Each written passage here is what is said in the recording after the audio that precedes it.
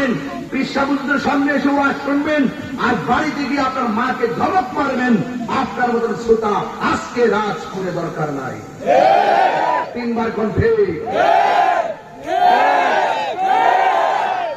কথা কি পরিষ্কার? যেই সন্তান সমাজে মা বাপের কষ্ট দেয় তার সঙ্গে সামাজিক বয়কট তৈরি করবেন, ঠিক কিনা বলেন? বলেন, মা বাপের সেবা করার হুকুম দিয়েছেন কে? সন্তানের ব্যাপারে বলছেন আল্লাহ, কয়দিন পর্যন্ত মা বাপের সঙ্গে ভালো ব্যবহার করব? আল্লাহ বলছেন, ইম্মা ইয়াবলুগান্না ইনদাকাল কিবার আহদুহুমা আও কিলাহুমা। যুবক ভাইয়েরা শুনেন শুনেন, আল্লাহ তো বলে দিয়েছেন মা বাপ দুইজনের একজন যদি বৃদ্ধ হয়ে যায়, এমনকি দুজন যদি বৃদ্ধা হয়ে যায়, তারপর তার সঙ্গে ভালো ব্যবহার করতে হবে। বরং বৃদ্ধ অবস্থায় মা বাপের সঙ্গে সবচেয়ে বেশি ভালোবাসা দিতে হবে, কারণ ওই সময়টা বাবার জন্য সবচেয়ে বড় কষ্টের। একটা টাকার জন্য সন্তানের দিকে তাকায় থাকে, একটু চিকিৎসার জন্য সন্তানের দিকে তাকাই থাকে।